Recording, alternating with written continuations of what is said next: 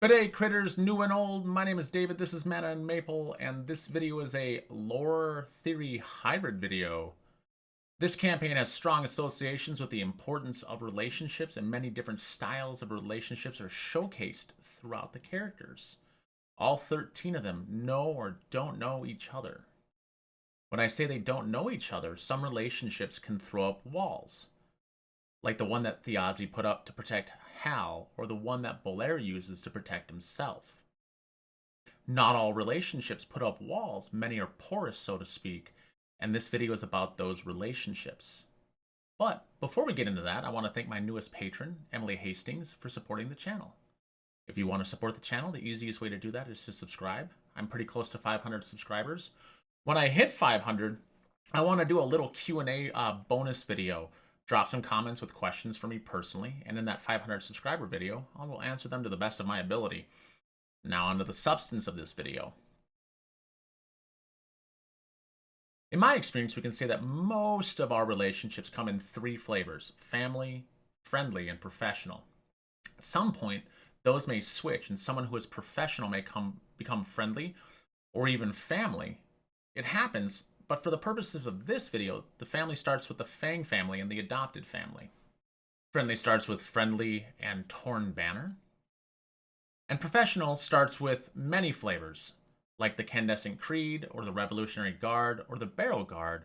When we talk about family and we talk about the Fang family is comprised of three, maybe four primary individuals. That's Hal and Taisha, and these are player characters and not NPCs. It's Hal and Taisha, Thiazi, but also to a certain extent, Thimble. To a certain extent. I don't really put her there primarily at the beginning because she's more with Thiazi and less with Hal and Taisha. Adopted family. We see what started off as a professional relationship morph into an adoptive family relationship, and that's going to be with Taisha and Octus. When we talk about friendly relationships, we talk about Hal and Belair, their friendship, their 200 hours of talking over coffee, going and seeing shows together. And then Taisha and Belair. Belair is a friend of Hal's in the beginning of this, and by extension, is also a friend of Taisha. I hope I said that right. When we talk about the Torn Banner, these people fought together and over the course of a long campaign became more and more friendly. They are Azun, Teor, Thimble, and Cadigan. Thiazi's in that bucket as well, but is not the reason why they came to know each other. With professional, we have the Candescent Creed, which is very obviously Wick and Tyranny. We have Revolutionary Council, which is Azune and his connection to like Murray and Belair. Murray and Belair didn't really know each other before that. Their connection to all of this was Thiazi, but also their connection in this professional realm is Azune. And then the Barrel Guard came up in episode 4, and that is something that's relatively new to us. We knew that Taisha and Julian knew each other, we just didn't know how. And we know that Julian is training the Barrel Guard, and Alagar has been trained by Julian. So Julian is training Alagar as a Barrel Guard, which is kind of fun. The last category of professional, the one who only knew Thiazi, is the category that we started this whole campaign with. Thiazi was a complicated orc, one who was at least a family member to some, a friend to others, a roughly professional person to yet more, and a primary antagonist to the rest. There were really two sides to Thiazi, and that's the hero side and the antagonist side. On the hero side, we have everyone in the Torn Banner, Azuni, Teor, and Cadigan, who fought with Thiazi. We have an unknown. We don't know when it happened, but it was on the hero side of life, and that's Octus. Octus met Thiazi when he was young. On the hero side, we have family. The family never knew about the seedy side of Thiazi because Thiazi put up that wall in between them. That would be Hal as his brother and Taisha as roughly his sister-in-law. Just the final side of the hero side, which is a little muddy based on how Thiazi handles his marriage, is Thimble. Thimble was gifted to Thiazi through the House of Royce. And Julian has a best friend, and maybe someone who he pines after, in Lady Aranessa Royce. And Lady Aranessa was married to Thiazi, and when Thiazi broke her heart and Julian's family went along with Thiazi, he saw a reason to really turn against Thiazi and see the unseemly side, but was introduced to Thiazi through his hero side. He was just probably the first one to see exactly how far Thiazi could go to make things happen the way he wanted to. On his activist troublemaker side, we have Bolaire. Bolaire was being blackmailed by that guy, Murray. Murray was a schemer, an arcanist who was working with him on a variety of different things. Valus represents an entire group of people that Thiazi and Thimble stole something significant from. Wick and Tierney are involved in family drama about Thiazi. And when I say family drama, I really mean the Taconuses wanted Thiazi dead, and the Halavars, who are based inside this city, are the ones who made it happen. Taconus isn't based out of Dolmak Yar at all. After the Farum, which is an Orcish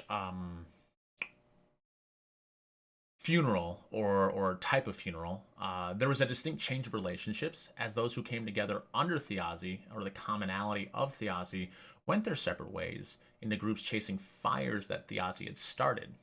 In this way, Thiazi moves from many relationship positions he once had and just becomes the reason why people are following the arcs that they're doing through the soldiers, schemers, and seekers, and creating more complex relationships in those subgroups or those tables because he's gone.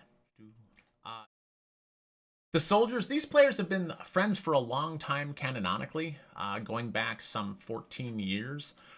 Strained from time apart, they will easily fall back into the bonds that they once had, and that's Cadigan, Teor, and Thimble. Cadigan's going to be the roughest one. Teor is really forgiving, though, it seems. Wick and Tierney are slowly moving away from the professional relationship they once had, where Wick was the one in charge and was tasked with saving Tierney's immortal soul, into a more balanced or even skewed friendship with each other. What I mean by that is their relationship is going to become more open, more details shared, more confiding in each other, moving towards friendship overall. And that's Wick and Tierney, obviously.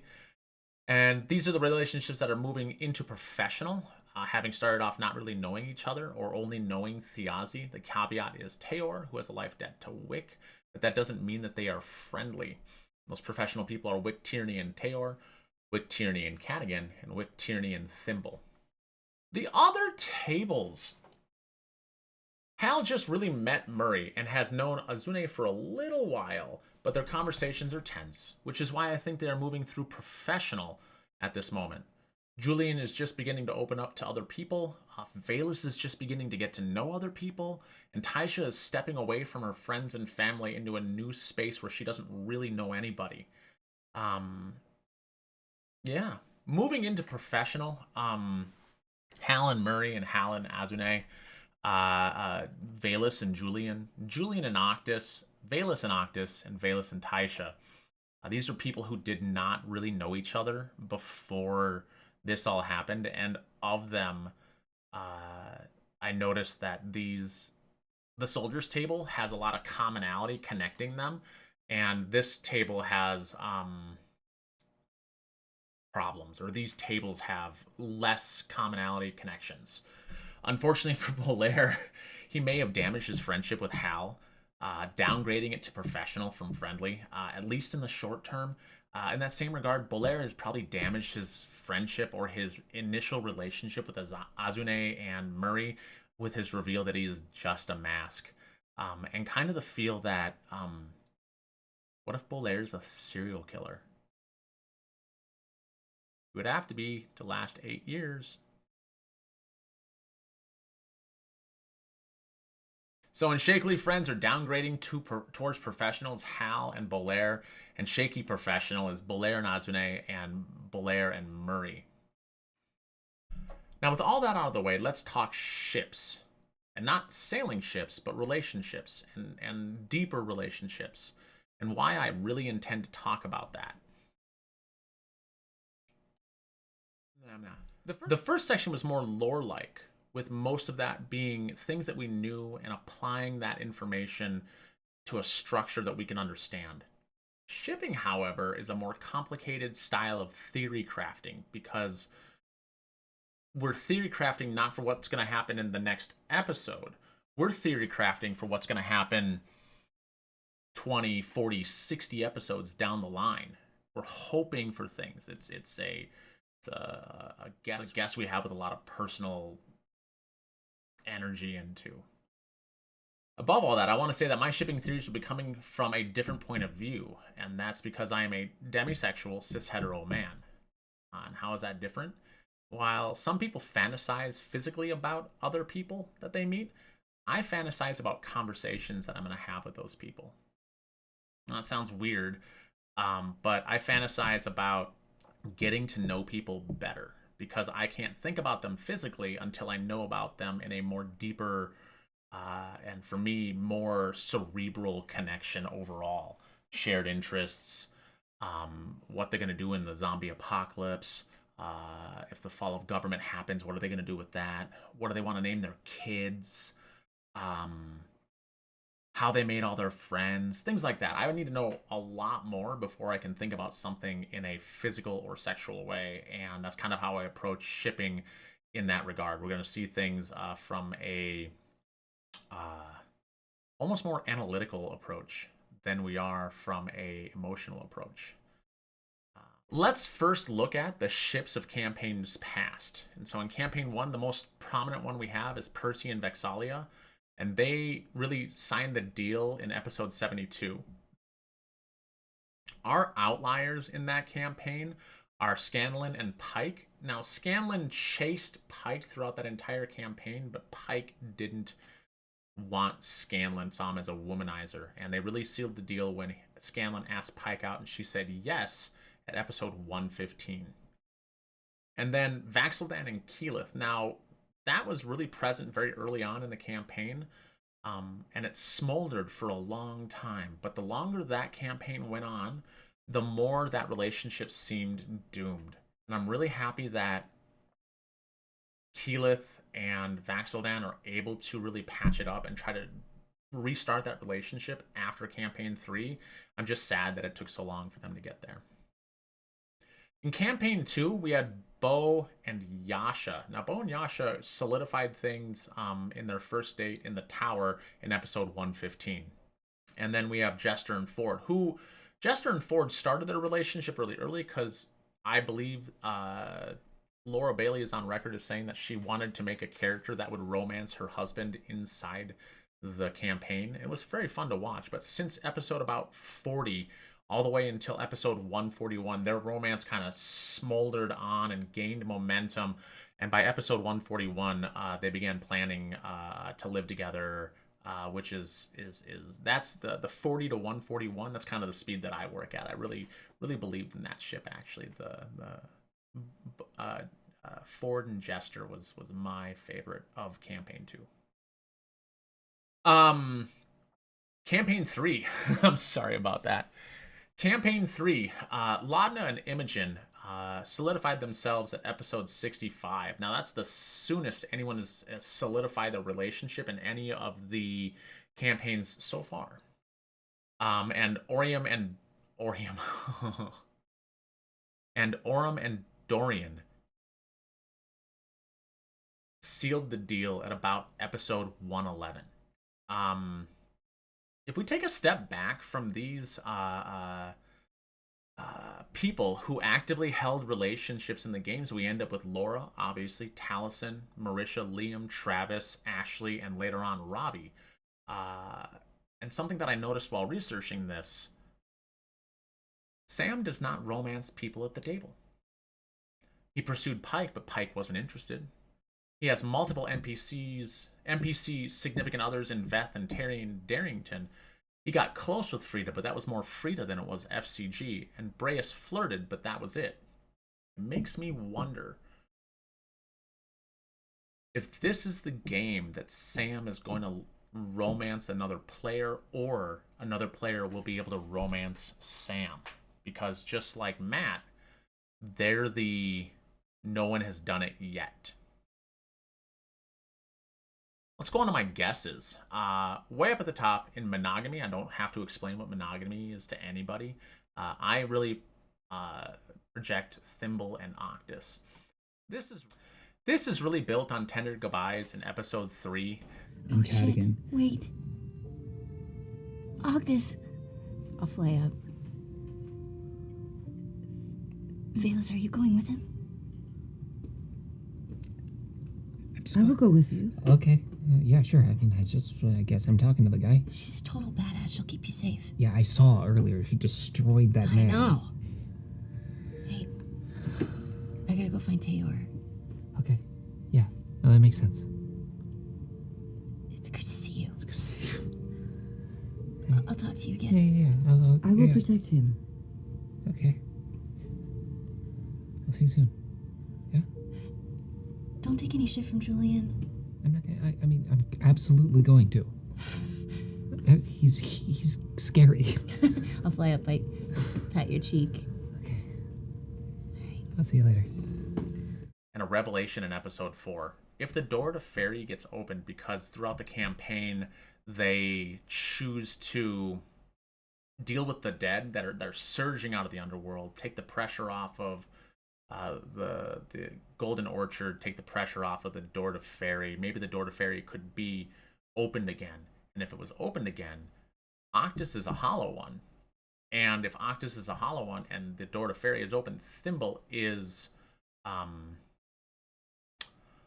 would also be immortal, and she's about 18. Octus is about 20, and that's a pretty good age range. It doesn't give me the ick. And they show good chemistry. And I think that if they survive the campaign, we could see a real solid relationship develop. Non-monogamy. Now, I don't have to explain this to anyone either. Everyone understands what this is. This is Hal and Taisha. I don't have to ship these guys. These guys have already shipped. Hal and Taisha have the healthiest, ethical non-monogamy I have ever seen represented in a show. Taisha is in and out of Hal's life, and he still has time to love and care for her when she needs it, but she doesn't expect it. Hal also has a partner in Elodie, and who is like a mother to one of his kids. And Elodie and Taisha are very friendly, but Hal just has more time for Taisha. It's not that he doesn't have love for Elodie. He's got love for them all. It's kind of that bohemian-esque thing that Brennan described for orcs. This is the perfect relationship of this type for me, and something that I think everyone else inside this campaign could really shoot for. The next up is situationships. Situationships are in the same range as casual relationships for me. And that's 100% Murray and Cadigan. What about you, big boy? You got my back? With that voice. Oh, jeez. Your back, your front, your side. Do you want to go take care of business before we head out of What's town? that then? They will just act upon the urges that they have in that moment. But I don't think they're going to be a long-term connection. We're on to the complicated things. And when I say complicated, I mean that this is much more theory crafting, and it kind of goes like this. We'll start off with Wick. What if Wick is a closeted individual? What if Wick was forced through the ideals of his family to need to marry a Becca, to try to romance the one that got away? What if Wick has impure thoughts that Tierney has to say, you must think pure thoughts, whenever he looks at big, strong men? What if Wick has been through pressure of family made into a straight man, but he really isn't? If that's the case, I think he moves towards big, strong men. I think that he would try to romance Tayor. I don't know if Tayor would be up to it. He would also maybe try to get back together with Hal because he respects Hal and seems to think very well of Hal overall. And so that may be something that happens. I'm unsure if Hal would do that as well. The other side of this is there's a theory out there that Tyranny has been hot swapped her soul with the one that got away. Now, if that's the case, when the Halibars told Wick that he couldn't marry the girl in the picture, I think they got rid of the girl in the picture, much like they tried to get rid of Taor. And if they did that, what if Tyranny's soul is the one that ended up in her body and not all of her shadow was cut away, so not all of her soul was taken from her, and Tyranny has little bits of the one who got away, little bits of her soul left over. As a side note, I want to say that in the Critical Role wrap-up that happened, the synopsis for the episode that went out, they named the lady in the picture, but we never got the name of that lady in that show. I watched that 4 times. Name of that character never came up. And so what I've noticed is when that happens, that name will show up within the next game or two. And they did that with Yanessa back in episode 1, the recap of episode 1. They said the name Yanessa, but we never heard Yanessa in the entirety of episode 1, but we heard it in episode 2. So the name of the one that got away is out there. I'm just not using it because I haven't heard it yet. Personally, though, this is back to the actual video content. Personally, I don't think Wick will go with anyone. It is my personal belief that Sam sees everything about the game as an opportunity to troll, including relationships and including ships themselves. Romance is another way to troll people. And, you know, I kind of say that because if you look at Not really went after Yasha just to piss off Bo. Breas flirted with everybody, but only flirted with the people who were already getting hit on by other people. I'm saying like Fern and Dorian. Dorian was being pursued at that point in time by Orem, and both Ashton and Chetney were going after Fern pretty heavily by the end of the game, and Breas just kind of tagged onto that and didn't really associate himself with any of the other characters. On a different side of complicated, I think of Taisha. Taisha is in a committed relationship, but we've learned that it's non-monogamous. And in learning that it's non-monogamous, if Hal were to pass away, I think Taisha would find someone else. I think that's in the nature of Abri as the player. I think it's also going to be the nature of Taisha as the character. But if Taisha lives long enough to become a level 20 druid, and Taisha understands that she will be immortal and learning from the lessons of Keyleth specifically, I think Taisha will go for the other predominant immortal person that she'll spend a decent amount of time with, and that's going to be Valus. Valus and Taisha would be a beautiful couple, like a gorgeous couple. It would be one of those things where, oh, by the way, I think that Valus over the course of the campaign is going to turn out a little bit like Yasha, a distant, cold badass, who, as you get to know them, they are deeper, more emotional, more beautiful in persona, and I think that we would see a gorgeous combination between Taisha and Valus overall. What a great synergy that would be. And the last one that I have is Julian. And that's always been the question. Who's going to romance Matt? Well, Matt, for his credit, I think made a despicable character for 2 reasons. 1, to give back what he received, but 2, to really test everyone's ability to fall in love with such a character.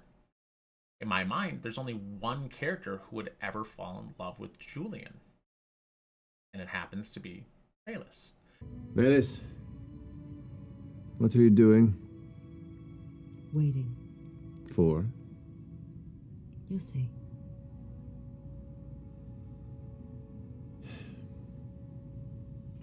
His bravado crumbles a bit as he gets lost in thought and approaches and kind of steps up beside you, kind of just shoulder to shoulder.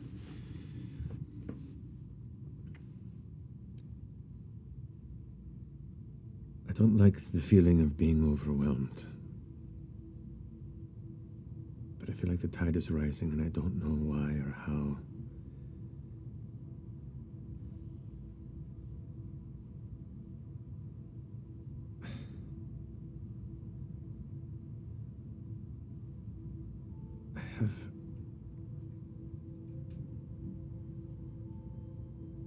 I have a bad feeling about tonight. Do you get bad feelings often? Yes, but it's usually easy to drink them away. But no, this is, something's happening. And I haven't grown up under the golden flicker of the House of Fey Magic to not recognize shifts, these ethereal winds, as omen. You've come here looking for something. This boy is being hunted. My lady is shaken. And from what I can tell a bit in his eyes, I think my father is too.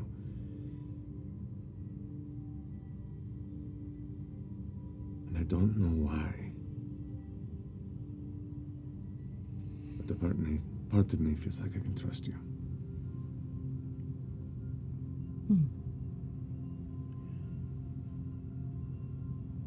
I believe you can too. Valus has no connection to this group whatsoever. Valus has no connection to this city, except Thiazi stole something from her and she needs to get it back. She's going to get it back very soon, and what she's going to do after that really depends on the relationships that she's forged while she was in pursuit of that object. And those relationships are Octus and his ability to make loving dead things, Taisha and the fact that they both hear the song of the nightingale, and Julian and their common need to protect the ones that they love. I think that commonality between Julian is going to be what cracks both of them open to each other. That need to protect and that need to worry about family and people first is what brings those two together. And I think, honestly, the slow approach of making a character more enticing to another character, I think is what Ashley's really good at. And I can't wait to see her just romance Matt specifically.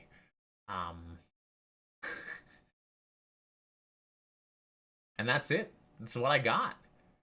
If you like this, subscribe and drop a comment. If you already subscribed, drop a comment. Tell me what you thought. Tell me if you think I'm right or wrong, or what your top ships are based on information we have in the game. And as a reminder, I want to do a 500 subscriber Q&A, so don't forget to think of or ask questions about me that you would like to see answered. And thanks for watching. And I know Campaign 4 doesn't play this week, but still can't wait for Thursday.